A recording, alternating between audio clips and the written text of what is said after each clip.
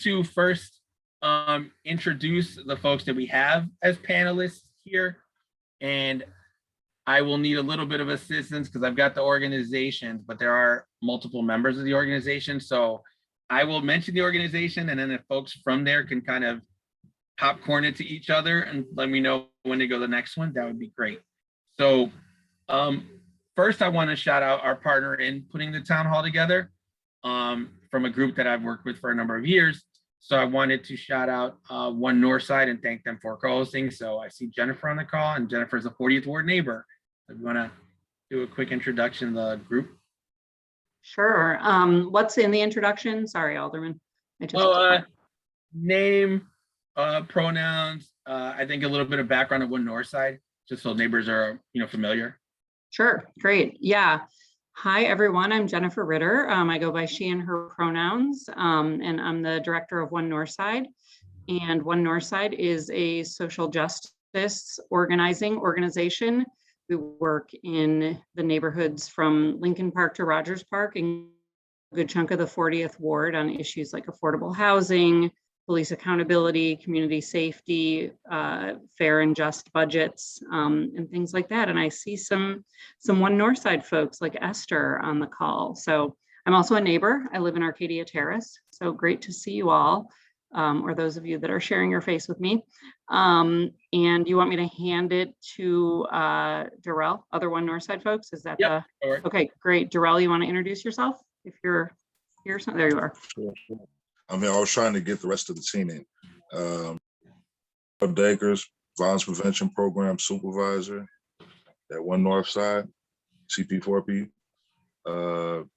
Basically, I handle the day-to-day operations for me and my team, doing the data outreach, the day-to-day work that we do dealing with participants, high-risk individuals likely to commit an act of violence or be a victim of an act of violence.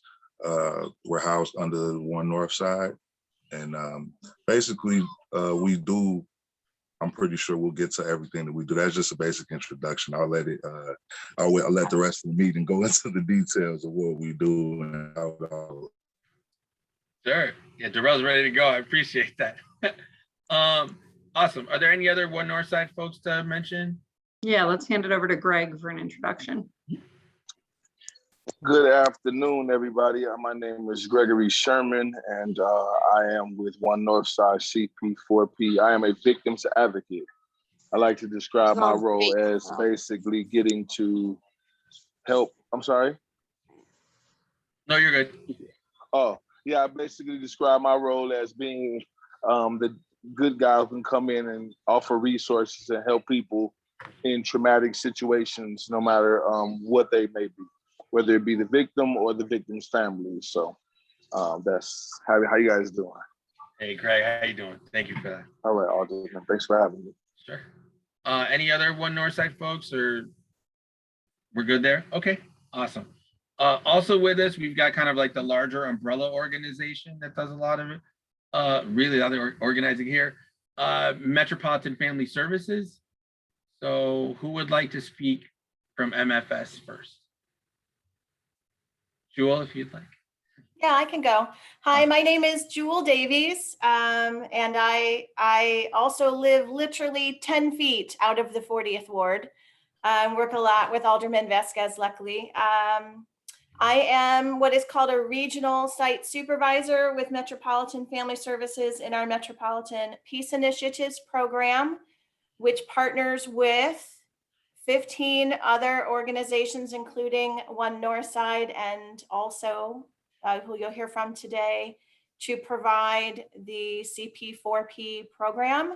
And it's my role to provide capacity building assistance, technical assistance, and to manage the many, many grants that we have coming in from the state, from the county, and from the city to provide these kind of resources to our communities. Awesome. Thank you, Jewel. Is there anyone else from MFS? Yeah. Bridget, do you want to jump in? I see you're on. Nope. I think you handled it just beautifully. Do you want to introduce yourself? Hi, I'm Bridget Hatch. I do media and marketing for Metropolitan Family Services and by extension MPI, Metropolitan Peace Initiatives. and communities partnering for peace. And it's wonderful to see so many friendly faces, even though I'll have to take a good long look to see how I'm looking at the end of the day before I join you with camera.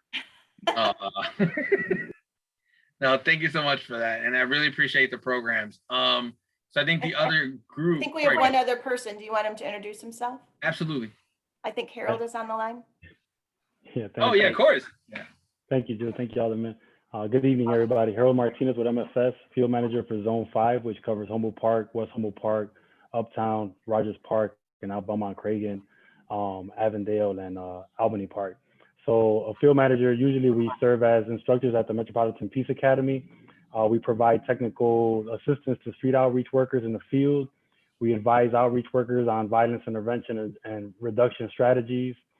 We facilitate and manage relationships with a broad array of stakeholders, including community-based organizations and gang intervention leaders, law enforcement, academics, and other subject matter experts. And we participate in cross-agency planning, development, and communication activities as needed. So it's pretty much in a nutshell what we cover as field managers. That's a good little list right there. Thank you, Harold. Are there any other MFS folks? Are we good? I think that's all of us. Okay, awesome. And then we also have on the call. So Lori, can you introduce yourself to folks? Absolutely. Hi, I'm Lori Crowder. I'm the Executive Director at ALSO, which is Alliance of Local Service Organizations. We're a violence prevention agency. It's been around for about 25 years. We've been working primarily on the northwest side of Chicago. Humboldt Park and West Humboldt Park have been our anchor kind of location, but we've also worked in Logan Square, Hermosa, now Belmont Cragen, Avondale, and Albany Park. And doing, since the early 2000s, street outreach work to prevent shootings and homicides, working with those who are at greatest risk of shooting or being shot. And now also doing, doing domestic violence work, gender-based violence, dating violence, domestic violence, sexual assault, and stalking. And we've been doing that for, I don't know, the past 15 years or so as well. And then looking at the way that violence in the street and violence in the home connect. Understanding that not all shootings and homicides are related to turf or territory, but also related to intimate partner relationships and family relationships or other kind of relational conflict. And it's a pleasure to be here. Thank you. I can't even imagine the amount of 15 years. Thank you for all the work that you do, because I know none of it's easy. You can tell just hearing you all talk. Are there other folks from also on the call? They're working to log in now. I think they were using the old link, and so I'm just working to try to get them on. And when they're on, I'll be sure and let you know. Okay, awesome. Thank you for that. And sorry about the link stuff. All right. So I've got a list of questions that I want to ask the group, and what I'll say in that regard is, like, whoever feels like they've got the answer or most equipped answer, please feel free to just like unmute and give an answer. We'll keep it kind of like an open discussion for a while. And then once those questions are completed, what we'll do is, if any of the neighbors here have any questions, you can type them into the chat, and then we can go down the questions in the chat. And should we get through those questions, we'll then open it up for neighbors to ask questions. The kind of same format we've been doing at a lot of the meetings. So we'll just get started, but yeah, feel free to put them up in the chat, and we're happy to circle back with them. So I think my first question is really kind of the genesis of it all. Like, how did this approach towards violence prevention get started? And I think the MFS person is the one I'd go to first, right? So that's Jewel.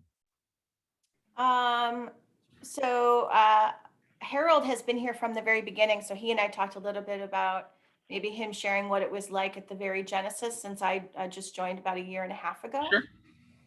Yeah, that'd be great. So, yeah, definitely. So it all started with I believe it was nine neighborhoods. So it was Humboldt Park, Austin, West Garfield Park, East Garfield Park, North Lawndale, Little Village, Back of the Yards, West Inglewood, and Inglewood. And these agencies all had similar goals in mind, which was first and foremost to reduce shootings and homicides.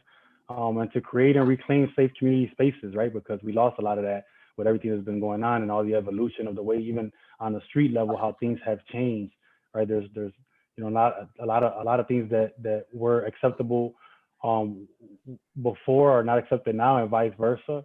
So there's a lot of differences there. And then third and most important is to professionalize the violence prevention field, right? Because, you know, of course we have a background, you know, especially with our selection of our employees.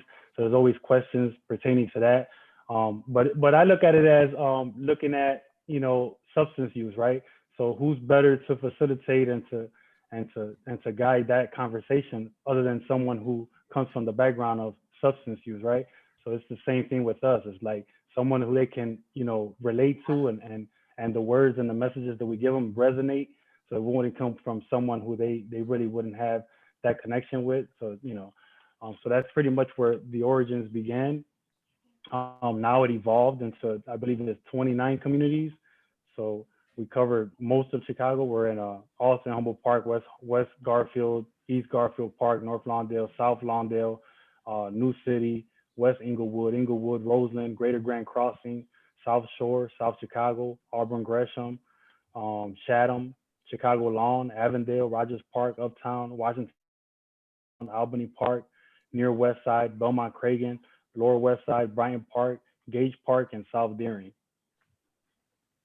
So the evolution, so the evolution of it was in comparison to the old model, where we had outreach worker, violence interrupter, who was interrupting the violence on the front end.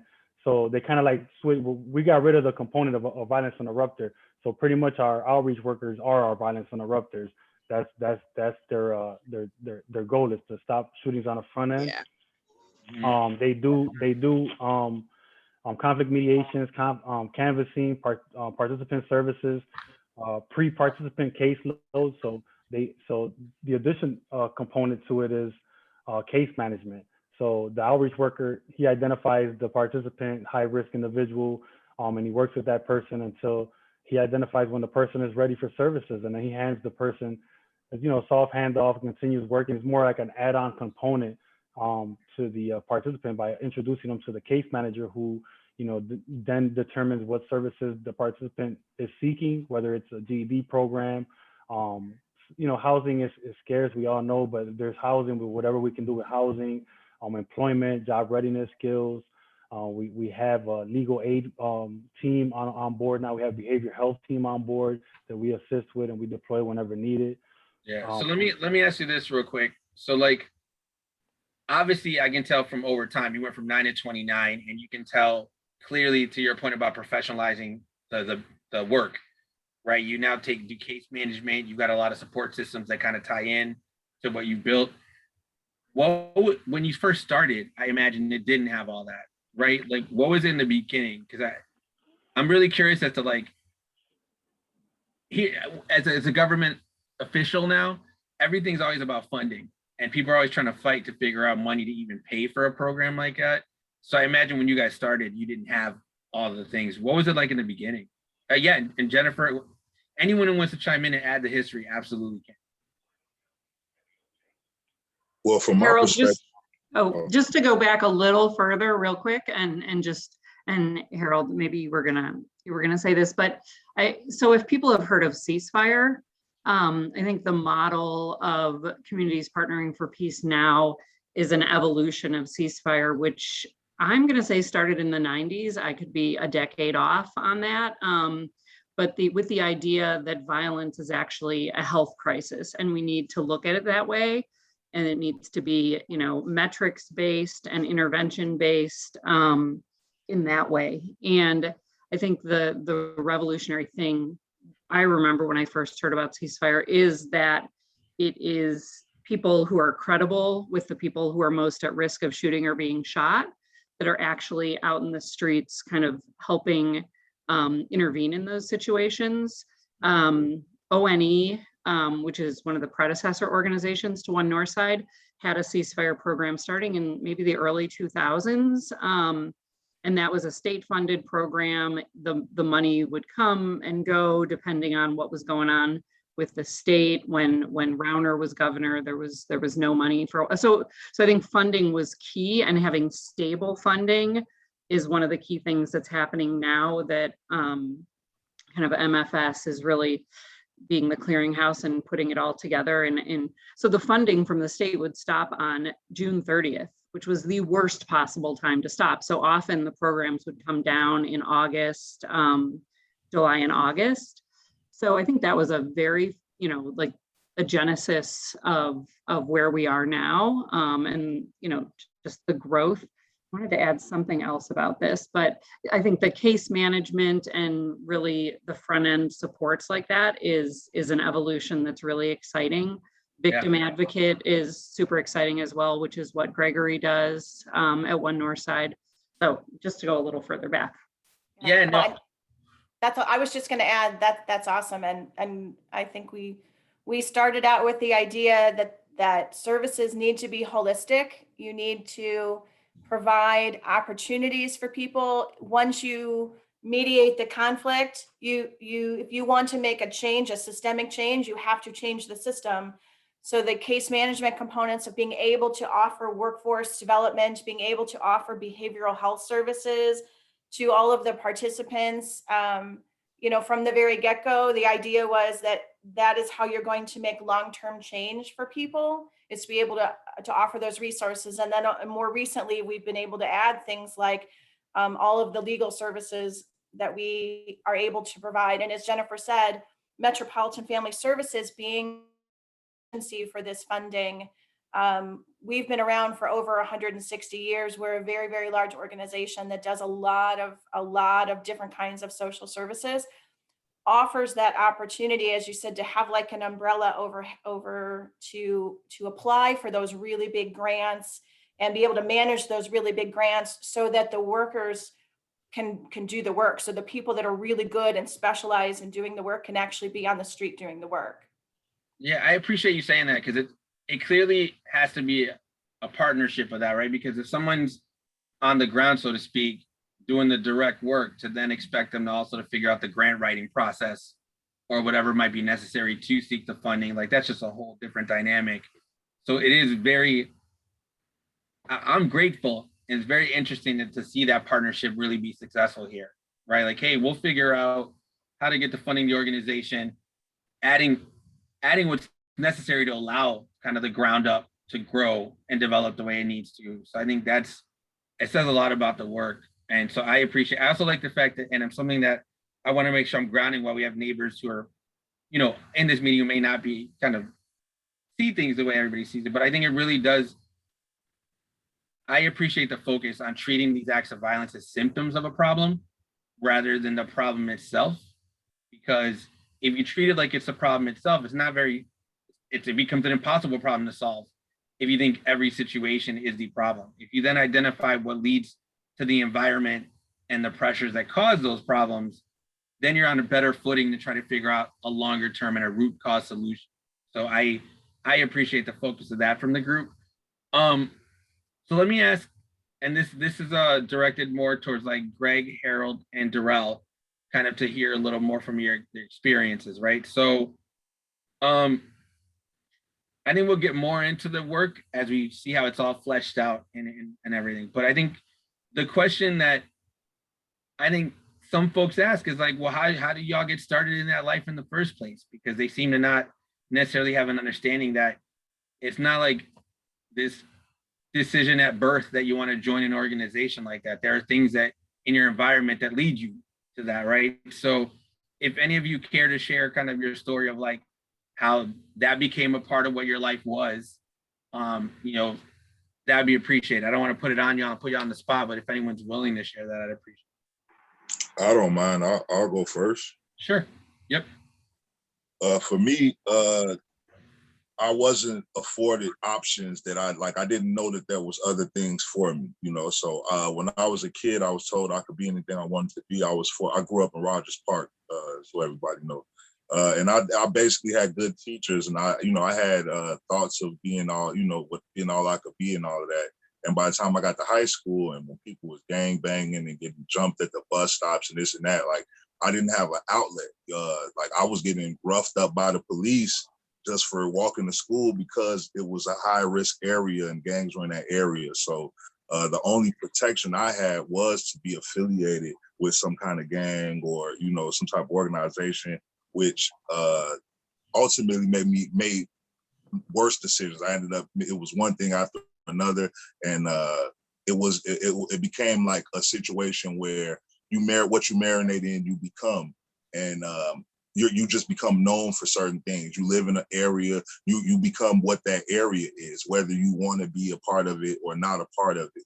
And I believe one of the best things that happened for me in terms of how I got in and how I got out was the people that I admired in the street life had all went to jail. And, you know, when the streets was messed up out here, they all came home and reformed themselves. And they were going through the ceasefire phase of, you know, money going up and down. So sometimes they would be out there hosting all kinds of different barbecues and they weren't even getting paid for it. You know, guys didn't take them serious and these guys were like changing their lives. And these were the people that ultimately got me out of the streets. The same people that, you know, went to jail and I was trying to be like, because they, in my eyes, even though they went to jail, they were a strong influence in my neighborhood and they were strong men. I didn't have a lot of influences where I was coming from, that people that looked like me. So those were the people that ultimately got me out of the same situation by reasoning and bringing some of these resources from CP4P now. Thank you for, and that's, to your point, it wasn't even as much resource, right? Because as you were saying, like they were trying to have these events together and people were kind of giving them the side eye of like, wait, you were part of this life, you got arrested, now you're coming doing this, and you're not making anything. That's a different dynamic, right? Framing it. Yeah. It was through the situations that the neighborhoods were getting bad and people were dying. And I was actually able to listen and just, you know, I started repeating some of the things that these guys were saying because it made more sense. I had children very young and I started thinking about my children and what I wanted for them. And then I actually lost my daughter, my firstborn daughter, drowned. And when that happened, usually people in my situation at that time, they usually use that as an excuse to get worse in the streets and get really, really bad, you know, and I used that as I used her as motivation, as a tool to get out of the hole that my life was in at that time. And my program manager at the time, well, he was, I believe, he's the supervisor. He definitely pulled me out of the streets and offered me a job as a violence interrupter. That position that got taken away. And I've been working up through the ranks with the program ever since. So I've just been trying to give back to the community what I got from the people that tried to change their life. Thank you for sharing that. I'm so sorry for your loss, and thank you for sharing that story with all of us here. Harold or Greg, do you all want to share as well? Sure, I'll go. So I guess we all take similar roads, but I grew up with both my mom and my dad. But, you know, just because you have a double parent household doesn't mean that it can't be dysfunctional. And so my parents, I've been in Northside of my entire life. Uptown, primarily, I went to Arai, graduated from Arai, went to Sin, went to Mather. So I've been in Uptown and Rogers Park. And so I was one of those guys, I guess, you know, product of the environment, victim of circumstances. My dad was in the street life. And so it was kind of inherently given to me as well. And as to Darrell's point, you know, when you grow up in these neighborhoods, you're not often given a choice. You either roll with or get rolled over. And so to speak why, you know, this job and our role and why I take it so passionate is because who can stop it better, right, than someone who knows who's from that life. And so I think that the guys who make it out and who are success stories, I think it's our duty and it's our responsibility not only to share our stories, but to stay in front line for the children who are up next, because these jail cells and these cemeteries, it's all about who's up next. And so I personally, take pride in my work and think that it's significant. I mean, for those who are in the Uptown area, understand that my colleagues, we have a 2-year standing peace treaty. And if you guys know anything about Uptown, you know that Uptown can turn into Beirut at any time. And so for 2 years, all mobs included, to have a peace treaty is proof evident that the process works. And so currently we're in process of trying to do a celebration of peace barbecue, and just an acknowledgement, because we want to scream loudly and proudly that the process works. So thank you for this opportunity as well, Alderman. Yeah, as you should. And pass it on.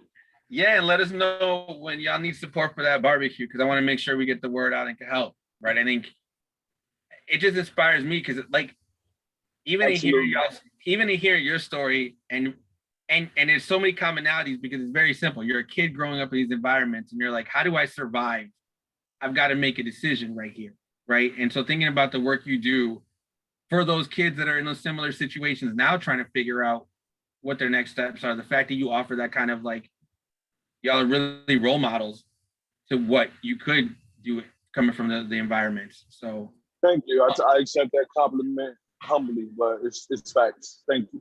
As you should, and not humbly. You could be proud of that one, because we should respect it. Absolutely. Harold, if you want to add, I also had a question for you, because you mentioned how things changed in that street life.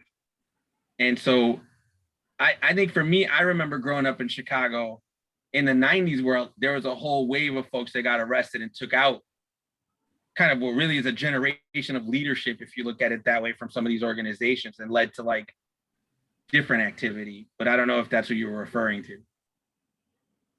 Yeah, I mean, as far as the structure, right? Like, I grew up in it, because I got two older brothers. I'm the youngest of three, and my brothers were involved. So I remember, early, they're guys, and in my home. So it was like, just the norm. And then, but I was able to see from within the structure that they had, the leadership, and everything was, almost done in a fluid motion when it came to their activities. And now it's just chaotic and more isolated and individualized, where anything can just happen. Before it had to get approved, basically. Like if you couldn't just react on your own, because you create a whole situation, involving major groups, and no one wants that, right? Especially if it's unnecessary.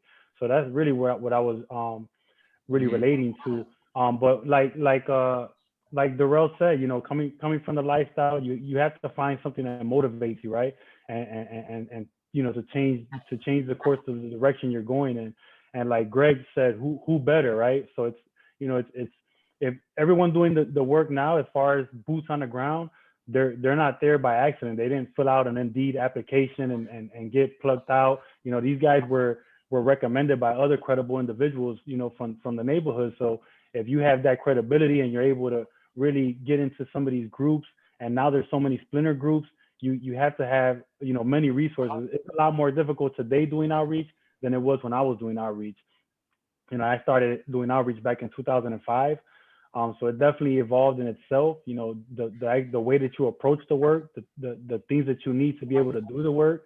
It's a lot of, you have to wear a lot of hats, and you have to just be well versed in your community. You have to, be hyper local. You have to know all the ins and outs. You got to know the little crevices where they're at, because they're not standing on the corners no more, especially in Latino neighborhoods. When you're talking about, Albany Park, Humboldt Park, people go through there, they don't see any saturation, but they're out there. You got to know where to find them, how they communicate. They're on social media now. They're in they got little hubs where they're at, and they congregate. They're patrolling the neighborhoods, tinted up, with the pistol on their lap and just riding through.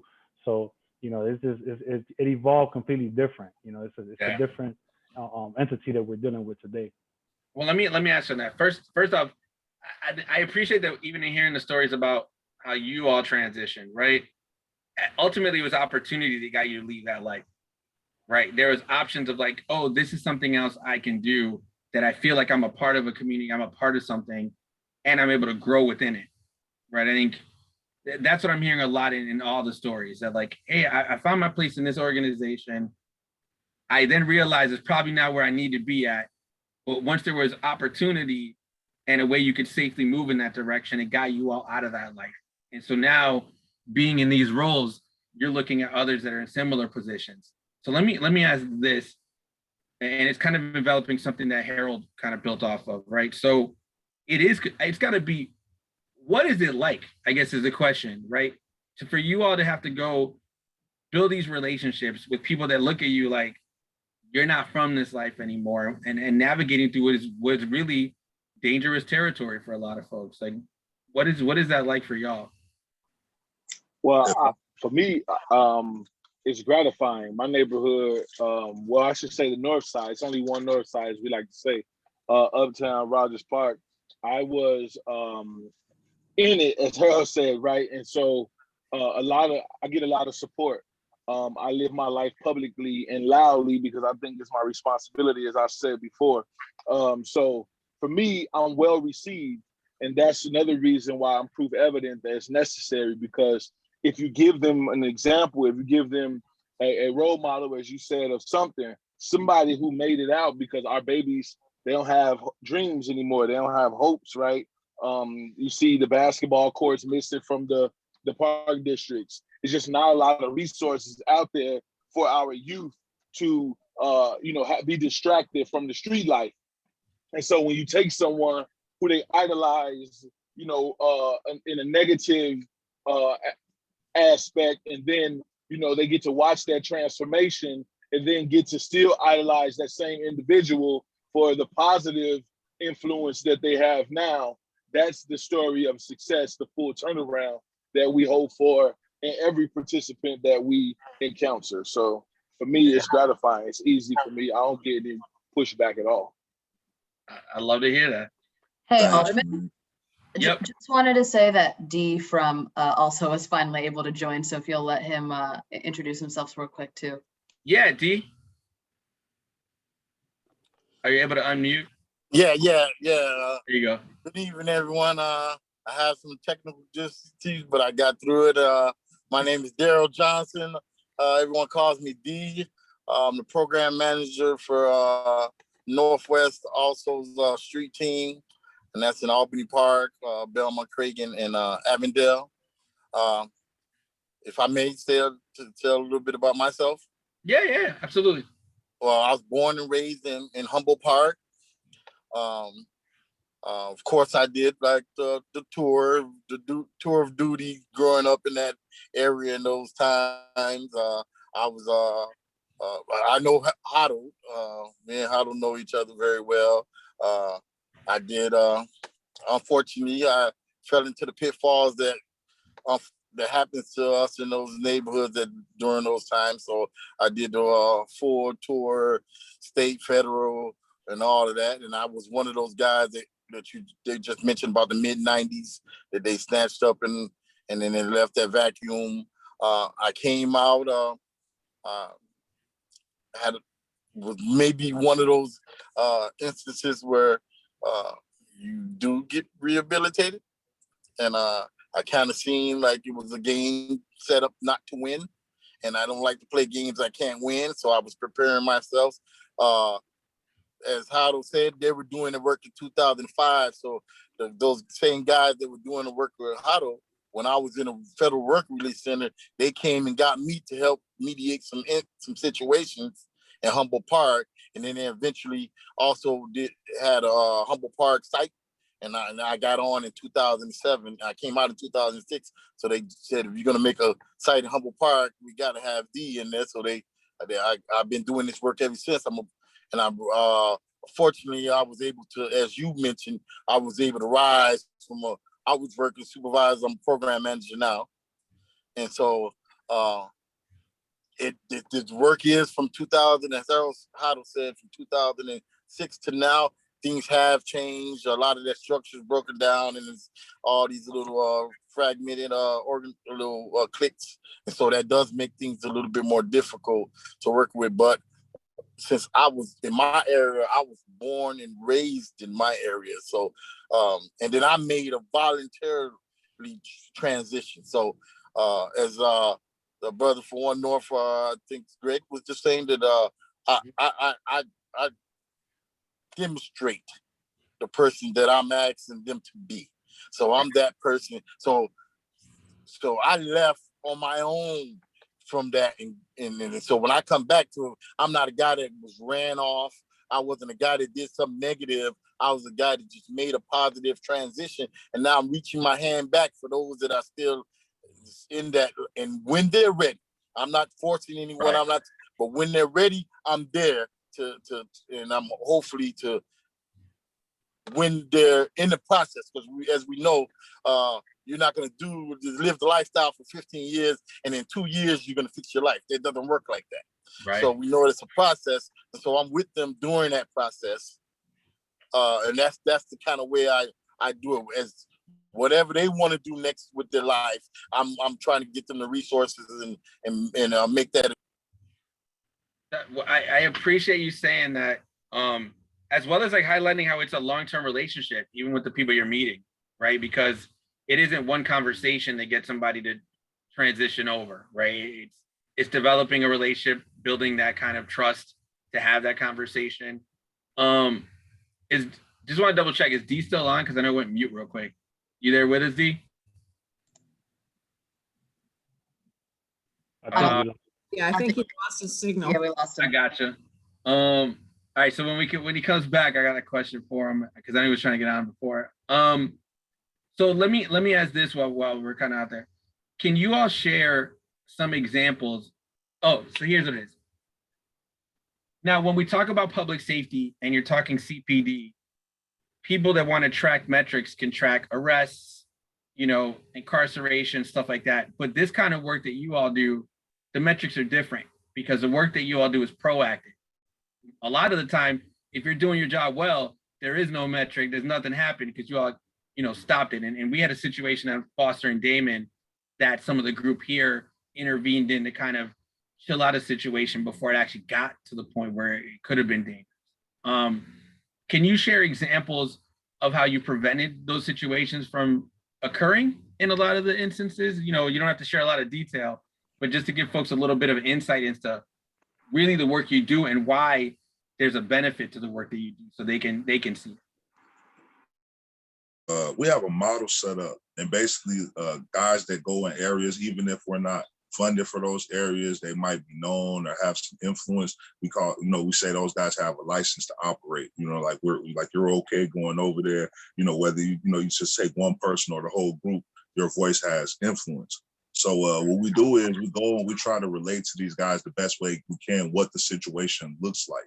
Because like I was saying earlier, not having options, you tend to pick the wrong one anyway. So we let these guys know, like, hey, man, it's getting hot. You guys are getting attention on you. Or, like, what's the options after you go through with this? Let me try to provide you with something else. So we come up with a lot of programming in between time that, like, distracts them from having the same kind of situations, whether it's a barbecue or a daddy-daughter dance, or right now we got a gang truce in Uptown that these guys agreed to. They've been having wars for almost 30 years, 25, 30 years now. And since we've had both sides agree on terms, like not necessarily like where they're gonna come together and get other gangs, but they're basically like territorial treaties where they're like, these guys will stay on their side and these guys stay on their side. And that's been working for over 2 years now. So we implement different methods and different programs to, like I said, give these guys options and secure them in a way where they know that they're not being hustled. You can tell them put down the guns and this and that. So like we have a level of professionalism that like all of our guys that's with CP4P has to go to this Peace Academy, and we have these pillars. You see what I'm saying? So all the pillars we started with is professionalism. So even though we're teaching ourselves coming from the street life to be professional, we're teaching these guys on the streets that they have to turn it up to step away from that street life and be more professional what they're doing.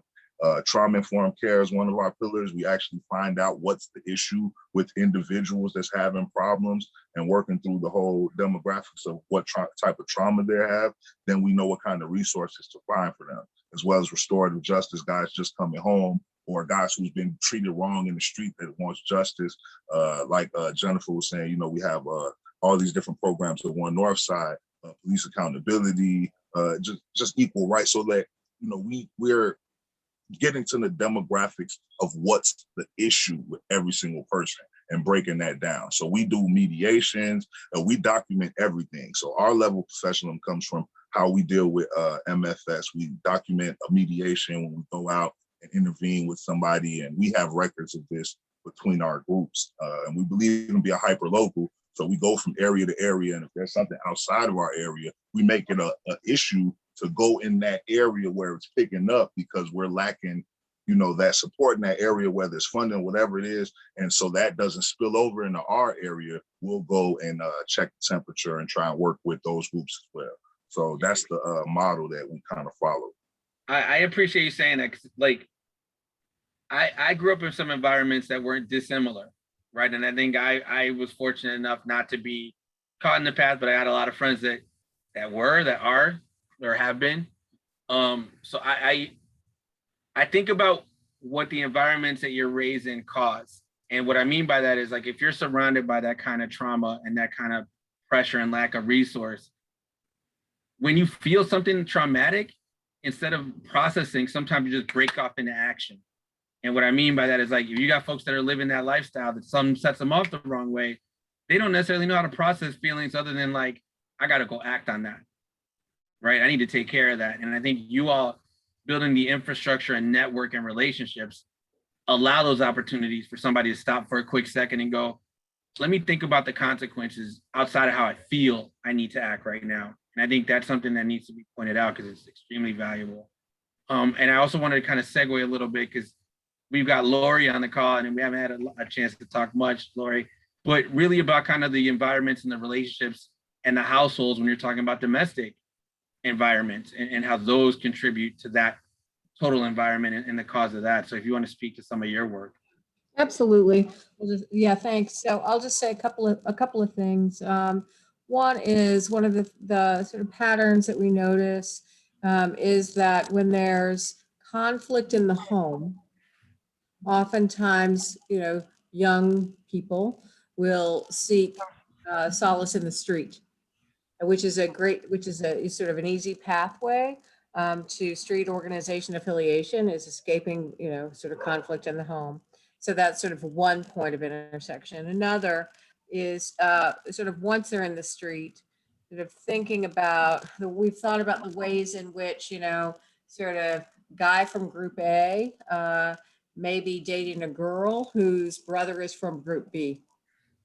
And so while we may think about those connections being, you know, about sort of shootings and homicides being related to guns and drugs or territory, it can also simply be relationship conflict or violence gone wrong, and then retribution for that.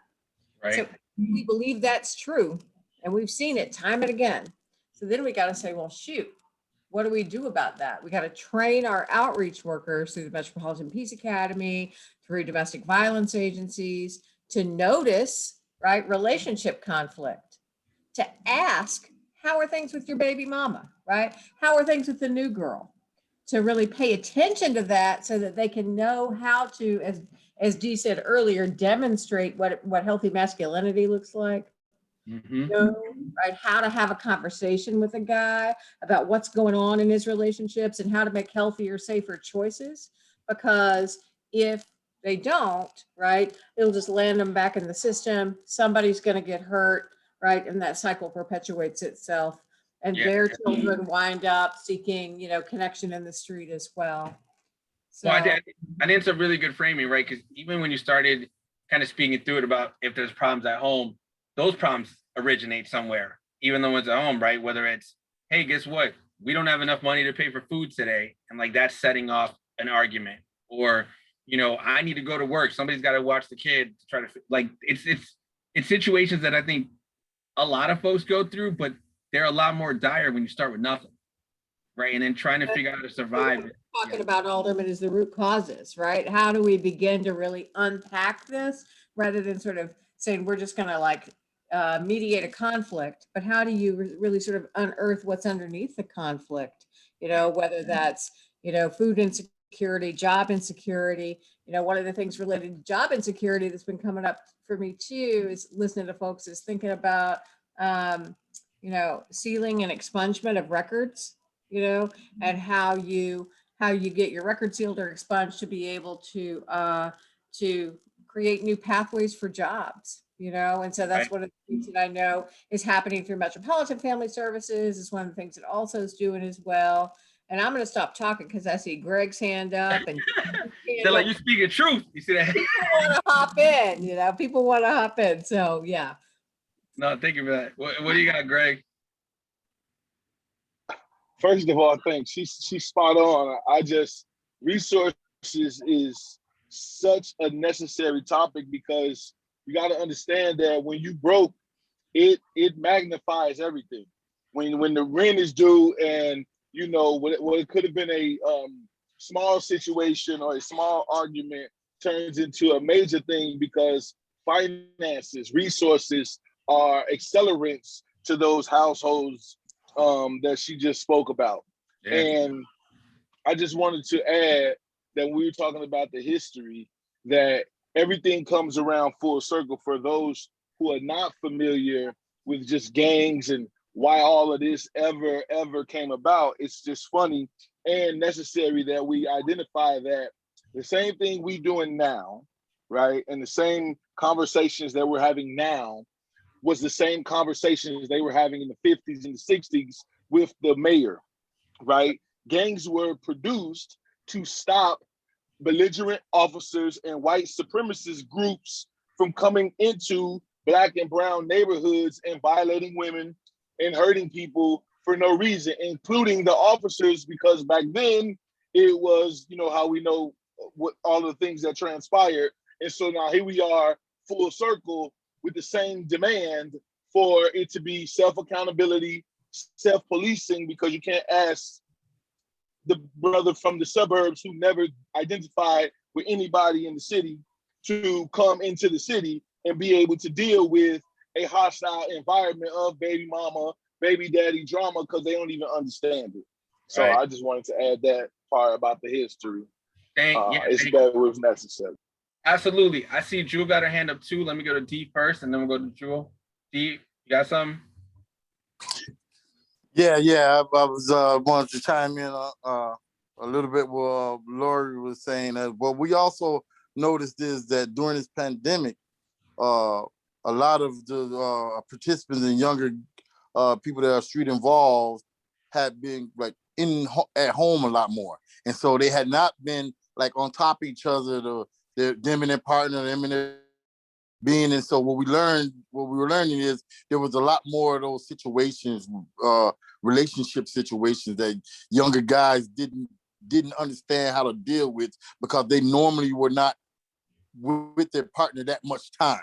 So Right. now they're, especially in the beginning of the pandemic, they're like, my baby mother's driving me crazy, man. And then so they didn't know how. So that's what a lot of the things that, so before I took this position on the Northwest side, I was running a Ready program. And so a lot of our participants that were doing the Ready program, work program, were having those issues. And it's always the issues, as Greg mentioned, about the money. And so while they were working, they were like, well, I need to make this money because I can't be in a house. My girl's going to throw me out if I don't have this money. So I've always made it, so I never told someone, stop doing this until I had a that for them. And so until you have a that for them, I don't want to be the one telling someone which way to go until I have that.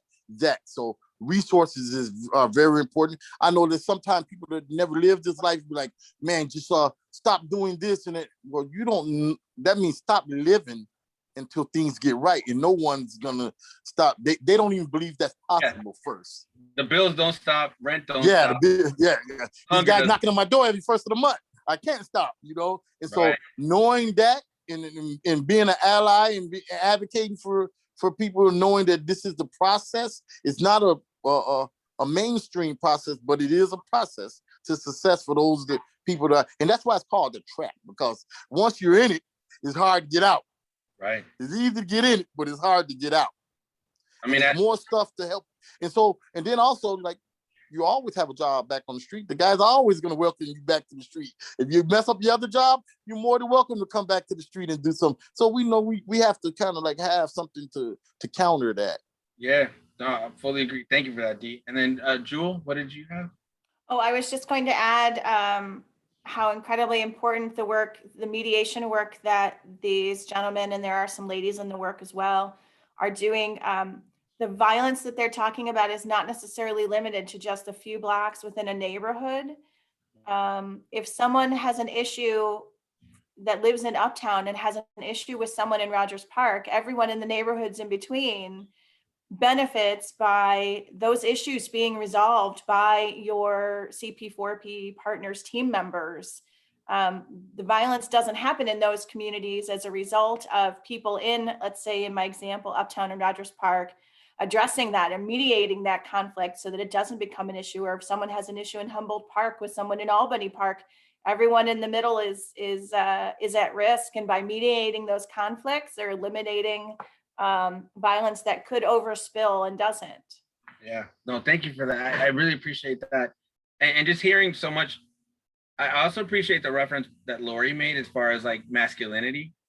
And like, I appreciate the gentlemen on this call that are from that life and now show like where they're at now in their lives, show an example of what masculinity looks like, where it's not just, hey, I've got to show and prove because this is what we've all been raised, or, you know, when it leads to a lot of domestic violence at home, right? People like, I know from me, my growing up, for example, right? I've had instances my father's like, men don't cry, and then that becomes a whole nother incident, right? Like, I think that's not terribly different in a lot of the environments. So I think it's inspiring for me to see people that are like from these environments that are showing folks like, this is a way you're able to carry yourself. And so I wanted to thank you all for that as well. You all answered some of the other questions I had as far as how COVID's affected the work. So thank you for that. This was really interesting, especially in light of the history lesson we got about the creation of some of these organizations. So do you all work with CPD, and how do you all work with CPD? We definitely do. It's a need, right? Because they're out there doing what they do on the same streets that we're out there doing what we do, and we're gonna come across each other. And starting off, it was extremely rough and patchy, right? I was put on a car a bunch of times, right? But it comes with the position, right? But today, being that we're professionalizing the field, most of our outreach workers today that are out there doing the work already have the same understanding that we have a professional understanding with CPD. So they're more informed on the work that we do. We're well aware of how they work. And we know what the do's and don'ts, right? So we don't cross the yellow tape. We let them do their work, and they allow us to do our work in a safely, right?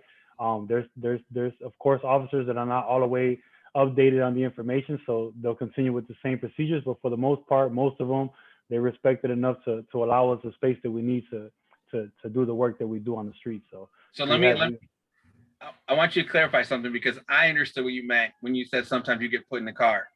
So if you want to clarify for the folks on the call, yeah, they'll put you on the car. You know, they don't care about your ID. Yeah, they'll treat you like you're from the street light you left, just because they're like, hey, you're around. Yeah, I recall one time in particular getting put on the car. I'm like, well, I'm with Ceasefire. I got my ID. And they're like, yeah, but your background's worse than these guys. I'm like, all right, I'm out here doing the work though. It's like, but that's the type of stuff that you get, you know. Yeah, and you got to respect that, right? So that's what we try to equip our outreach workers with, that information and that knowledge. You know, we go through a series of trainings, and you know, one of them is anger control, right? Because you need it when you're offended in that manner, and you know all the work that you've been out here doing. You might have had a long weekend, and now they're putting you on the car or in the car, and it's like, here we go again. But it's like, you know, maintaining your composure, understanding that you're representing a bigger cause, you know, agency on your back. So you have to definitely make a wise decision and comport yourself in a manner that's acceptable, right? So it's like, we have to be the message that we bring. So if you start getting, you know, a little radical with CPD, you know, and participants are everyone's always watching. So, you know, it's just a bad look for us all. So we got to be always the message that we bring.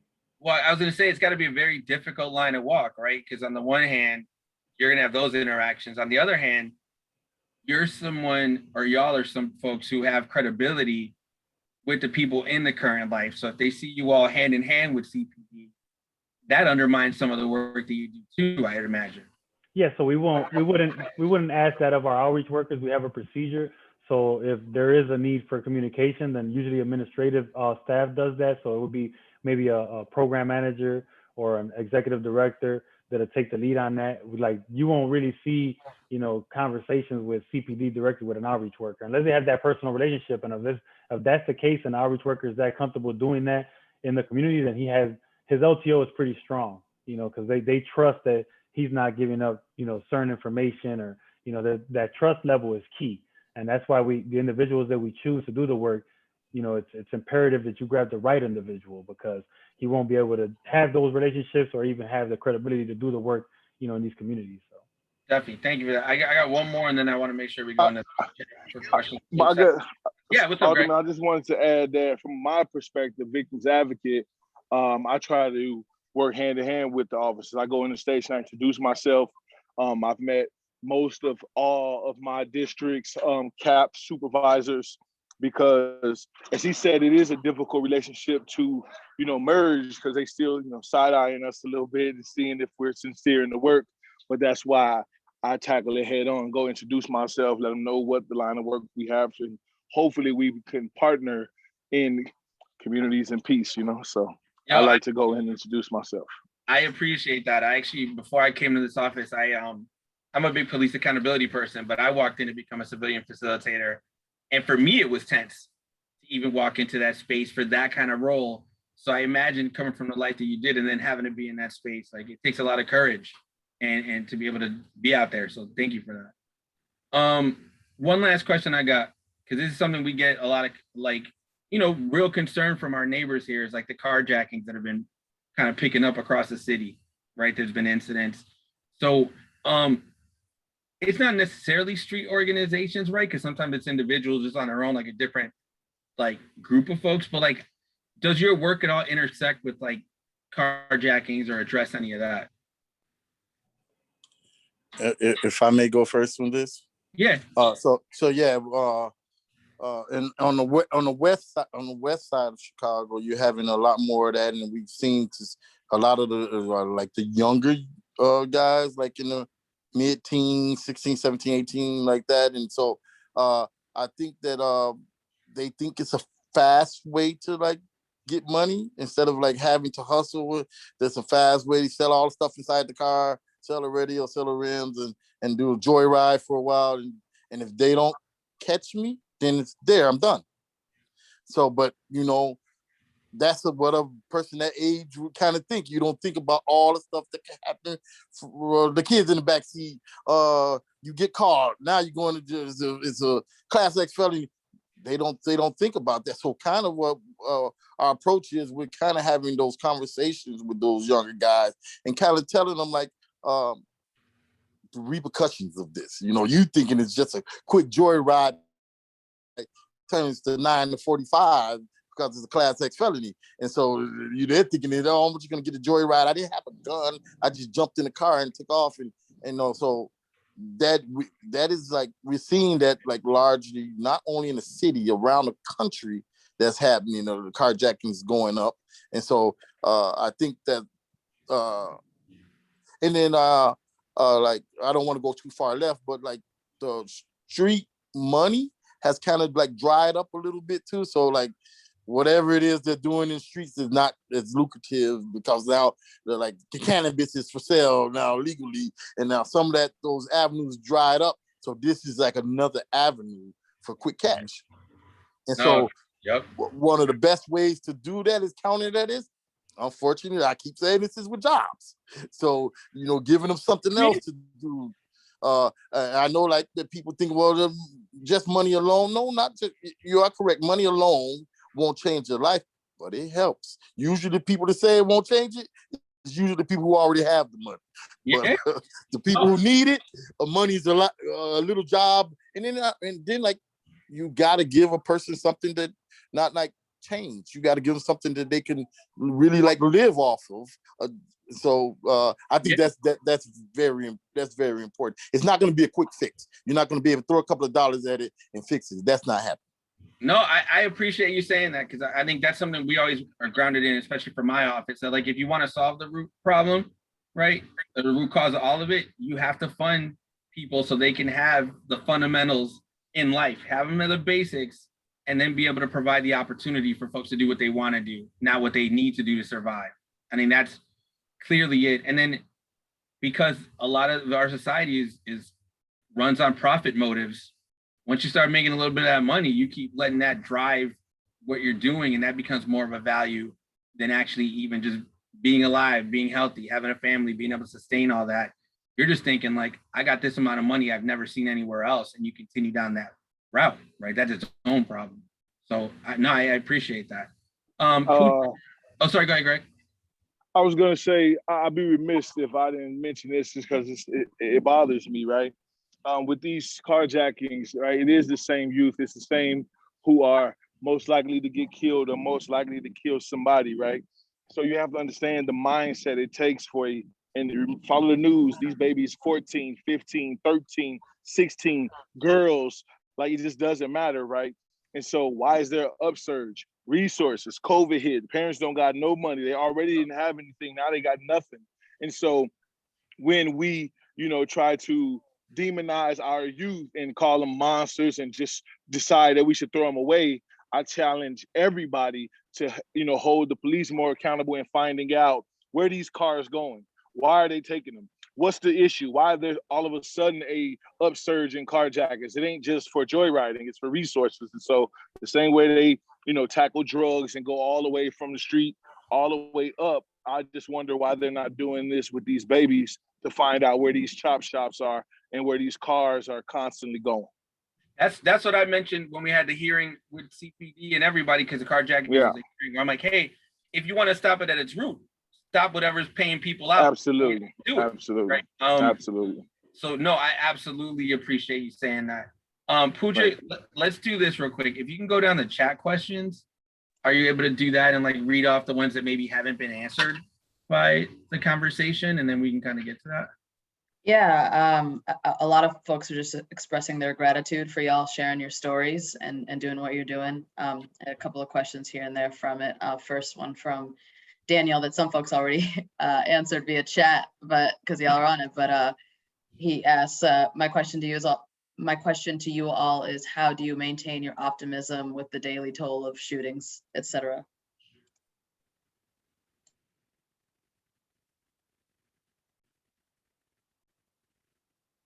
That could be either any. I see D unmuted right there. Yeah. Well, I kind of look at it as like saving like one individual at a time. Yeah, it's sometimes discouraging, but I guess like it looks a little different from the inside when you live the life, and then that was an everyday occurrence. Now, when something happens to someone, when I was living that life, I was like, that's part of the game. Now, when something happens, I'm like, man, that's a tragedy. So someone 16, 17, you lose their life, that's a tragedy. But when I was in the life, it was just, that's something. So my thing is to kind of get as many people as they're living the life to understand, like, man, this is normal. This isn't normal. It might look normal, but this is normal. This is not a natural thing for a 16-year-old to die that young. It's not a natural thing for an 18-year-old to get sentenced to 50 years in jail. So let's not make this natural. You should be 60, 65, 70 years old, dying when you got grandkids. This is not a natural thing. So having those conversations, that's why it's important, as how to mention about getting the right people to get to do this work, because you want to be able to because you're not having these conversations in a circle, in the gym, in one of the facilities. You're having these type of conversations when you're on a block and you're able to sit down while in the middle. I remember when I was an outreach worker, I've waited until guys have conducted their business, and after they conduct their business, and after the transaction is done, I'm having that conversation with them, because I'm getting them where they're at. So I'm meeting them where they're at. If it's on the block and they're doing the transaction, I'm catching them in and having that conversation in between transactions until I get them to a consistent place where they're really trying to do change. And then we can have those in productive places. But, that's why it's important to have the right individuals doing this work so you can have those conversations when they're most needed. What I appreciate, because that speaks to the environment, which is what you need to address in the first place, right? Where people think that is normal because that's the environment they've been living under. They're trying to figure out how to survive through it. And so if you want to change all of it, you got to change the environment. And y'all are the folks that have the courage to be back in there to build those relationships and provide opportunities. So thank you for that. Pooja, what do we got next? Rana wanted to share something. Rana. Okay. So one of the things was I was listening to the news earlier tonight and they had a special report. I usually don't listen to these things. And Lightfoot was talking in this one about the young man. Is his name Anthony Toledo? Is that his name? Yeah, Adam Toledo. Yep. Toledo. Adam. I'm sorry.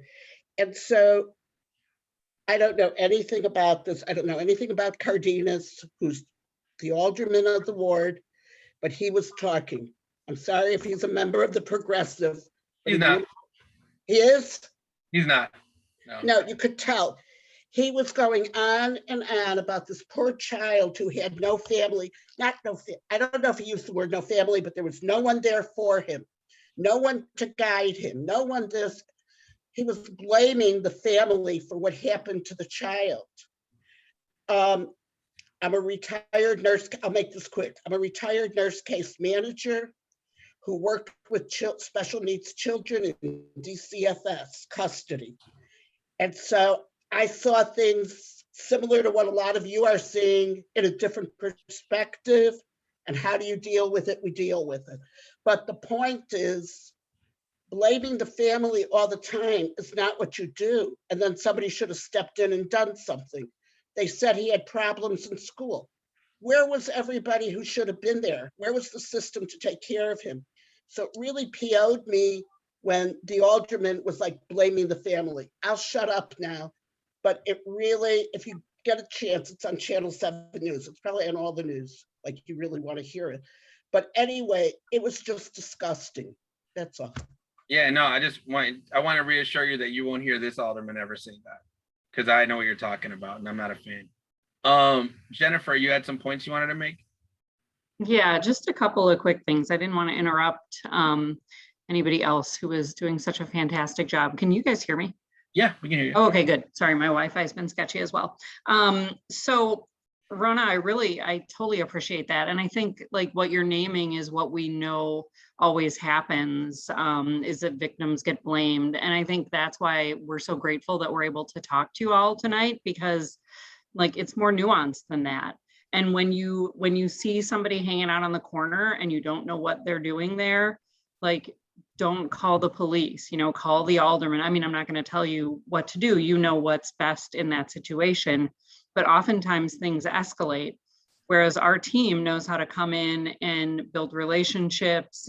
And, we don't want someone to, maybe they're making a mistake right then, but we don't want that mistake to define the rest of their lives. And so that's why we think this is so important as a way to build safety in our communities. So just thinking creatively about safety, I think is one important thing I wanted to say. And in gentrifying communities and in Northside communities, the police can be really rough on young men of color that they see in the neighborhood. So just thinking about that and making decisions based on that. And the other thing I'll add is that all of the CP4P programs are connected to organizations that do multiple things. Lori did a great job laying out all the stuff that also does. One Northside works on structural change and community organizing. So the CP4P stuff is not happening in a vacuum. MFS provides tons of resources to help people expunge their records and do other things like that.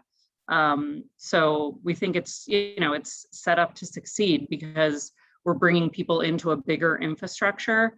Like at One Northside, if Daryl or Greg meets someone and they're feeling like, the system doesn't work, the police are out to get me, I can't find affordable housing, once they deal with some of their immediate stuff, they can get involved in fighting for more affordable housing in the community. So just to name that, like, it's kind of a bigger infrastructure that this is all a part of.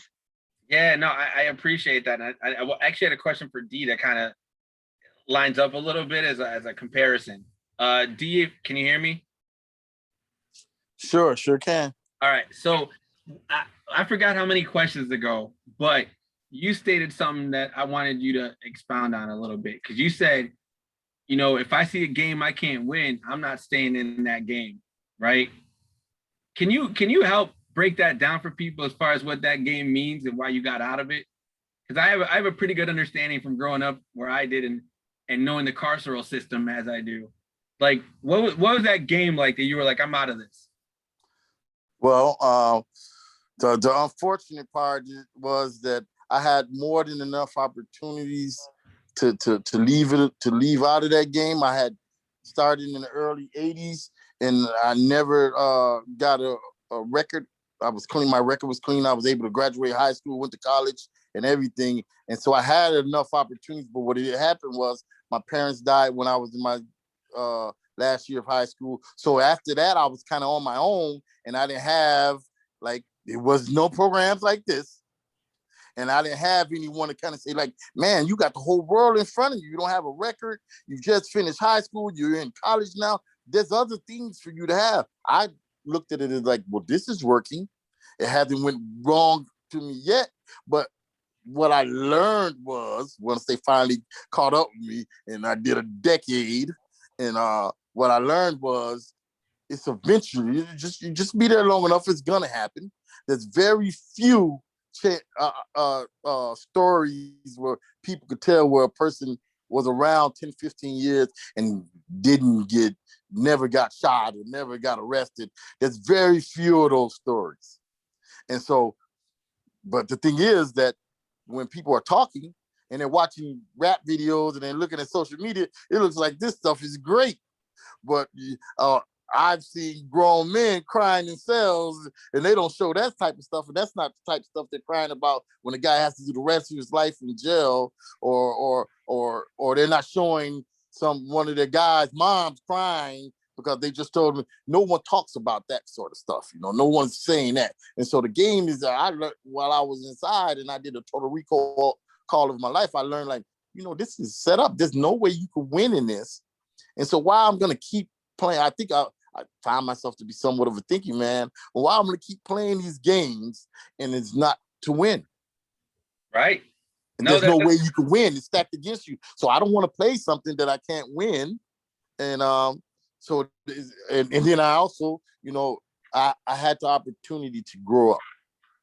And so everyone doesn't have that opportunity. Even though I went in my mid-20s and came out of my mid-30s, I was able to be a 30-something-year-old man in the free world. I had an opportunity to grow up, but a lot of this stuff has happened to 17-year-old guys. They're coming out, and then that's an important thing too to remember. That is, the guy goes in at 17, comes out at 42. He's still only 17 because all his life experiences is at 17. The rest of it is controlled life experiences. So that's why a lot of times I look at those individuals that are fresh coming out, and I kind of keep tabs on them, and I have my outreach, keep tabs of key individuals that are coming out, and let's start working with them while they're inside. So when they come out, it has an easier transition because there's very few people, there's very few things and resources for those people who have done a decade. And when they went in, there's a beeper in their property still. And so when they come out, they don't know nothing about cell phones and internet or none of that. And so, yeah, so it's a game that's designed. It's designed for you to lose. That's why it looks so appealing, because it looks like this is too good to be true, because it is. Right. No, I appreciate that. You either end up shot, dead, or back in the system. Then you come out, you don't even know how to fit in a new environment, so you're right back in, and the state looks at y'all as labor at that point. Like, oh, you're locked up, so you might as well get some work, and there's contracts for y'all to work at a fraction of what you all should be paid to work, right? Like, this is what we see in the system all over and over again, just people getting trapped in it. So I appreciate you making reference to it. Jewel, I saw there was a question in the chat about which neighborhoods are the ones that are chosen, or how does that go? So if you wanted to clarify just first, because we're recording as well. Yeah, sure. So originally the I want to say the original 9 organizations and the neighborhoods that they were serving, the neighborhoods that had the highest levels of gun victimization, the most people shot, the most people killed in gun violence. And for the most part, the neighborhoods that we are currently serving, they are still the neighborhoods that have the greatest levels of gun victimization. So the program is very data driven in that that's how we identify where funding is applied in those particular neighborhoods. And then there are neighborhoods that have slightly less gun victimization, but also we identify other data points that are driving violence in those communities. And that's how they get funded as well. Got it. Thank you for that. Also, I think as I'm kind of wrapping up, I think the things that I'll mention as far as government is funding, making sure that we're providing the amount of funds to allow y'all to grow from 9 to 29, to go even further, to be able to, because what you really want to create is a citywide network. So that way every area is covered and you can address what clearly has been articulated here as a need for folks to have these kind of opportunities and people to talk to that they don't have everywhere. So I want to thank you for that. I'll also kind of juxtapose that against the fact that we found out of like the federal funding that the mayor decided to use $281 million to give to police rather than funding the thing that could keep people out of this kind of lifestyle or that could offer them other opportunities, right? So I think I want to make sure to frame that as government, because it is, when people talk about how budgets are your values, this is the kind of stuff that they refer to, or it may not immediately come to mind, but that's what you have to think about. Rather than dumping more money at a budget that's like 1.7 billion and hasn't produced the kind of desired results because it's reactive rather than proactive, it makes sense to fund the kind of work that you all do on the front end that prevents it from happening in the first place, right? So I am somewhat thankful that in the last budget, there was, I think, 55 million towards violence prevention, that some of that would go to street outreach groups. I think looking at the fact that cannabis funding at the state level, some of that is specifically appropriated for violence prevention and programs, and they were putting out requests for proposals to fund those groups. So I think that's something to highlight for the neighbors, because it's something we're going to continue raising up as we move forward and talk about budgets, because you want to think through how to solve a problem, not how we've been told a problem gets solved when we have not seen it get solved. So thank you all so much. I think I'll just end on this. What can neighbors in the 40th Ward do to support your work?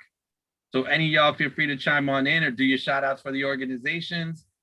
That way we've got all that, and please feel free to put any like websites on the chat, so that way neighbors can get the information as well. So feel free to jump in if you want to shout yourselves out. This is the time. I would just say, if you see the blue, support us. There's power in words. Word of mouth matters. And so like we said, when we celebrate the peace, if we collectively talk about positivity, then that more positivity will happen. So that's all we need from a supportive standpoint, is just talk about it. Talk about what we do and why we do it and what the effect is. 2 years worth of peace in Uptown is something should be on the news because it is just worth celebrating. So that's it. Thank you all for having us tonight. Thanks, Alderman. Appreciate Yeah, it. and we'll make sure that the alderman knows events and things like that the team is organizing, and join with One Northside if you want to fight for more funding for programs like this. Yes. Can I say something quick? Yeah, of course. Well, I want y'all to get the time. Absolutely. Okay. I just want to make a quick comment that these are very crucial issues, and it is impossible to take it all in just one meeting. There are so many different concepts and feelings, socially speaking, and on whatever concept word, fancy words we want to use. But I do want to express my deep appreciation for all the organizations that have come on board tonight to really help us understand what you're doing. and all the effort that you're trying to really diffuse in the communities and let us know that you are there, trying to make a difference. Really, it's not easy, and there is no quick answer to all of these issues. And but in the meantime, the difference that you're trying to make one case at a time is highly appreciated, and that's all it is. You guys are trying to make me cry in this call. That's clearly what I think is going on. Thank you for that, Mel. Can I say one thing, Alderman? Absolutely, Jewel. Vote. Tell your alderman what you want to see. Tell the mayor, tell your governor, tell your president what you want to see, and then vote for people who share your values. Vote, vote, vote. Thank you for that. Much appreciated. If I could just add real quick, I know everybody's trying to get out of here. Please contact your alderman. Let them know how you feel about programs in your neighborhood, or that's not in your neighborhood, or something that you want to see. You never know how that might get back to us, and we could implement that, as well as, like, right now we've been working with other aldermen in different areas, and people have been offering us safe spaces where people who can't really necessarily go to neighborhood and get the resource. Like, if we get a neighborhood in, let's say, Rogers Park, where in that area we have resources, there might be a different gang from another area who can't necessarily go there and get those resources. So we've been collaborating and getting safe spaces in different areas, different specific locations, so that we can deal with people in their community and that they're not left out on resources that other communities are getting. So you might see a empty storefront or have some property or want to donate or whatever. Definitely get in contact with Alderman Vasquez or Jennifer over at One Northside. Thank you. Yeah, I mean, thank you for saying that, because I think it was those conversations that let me know that y'all have a base of operations in the 40th, and that's, I think, a couple blocks from where I live. So I was fortunate enough to be able to stop by, I think, during Thanksgiving, to be able to meet y'all and kind of have a good conversation. So I appreciate what y'all do. Yeah, definitely. No, thank y'all. Thank y'all.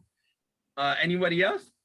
Yeah, I would say, just for a takeaway, I know that the media usually marketing, but for every shooting that you see out there on the news, just know that we stopped like 5 or 6 behind that. So they don't see the stuff that we stopped. They only see the stuff that is highlighted, but we're stopping shootings and killings all day, every day. So just wanted to, take that away. Yeah, no, thank you for that. And then Lori or anybody else, did we get everybody? Yeah, this is. Go ahead, Daryl. All right, yeah. So I want to also say, as I think I heard Jennifer mention earlier, is that, like, I put my email in the chat. So, like, if there's any sort of activity, there's any one special person of interest you think they could use a conversation from us, or we can connect with in any of these areas, please contact me, and so we can have opportunity, because I would always like us to opportunity or shot at it before someone gets into the system first. They give them every opportunity.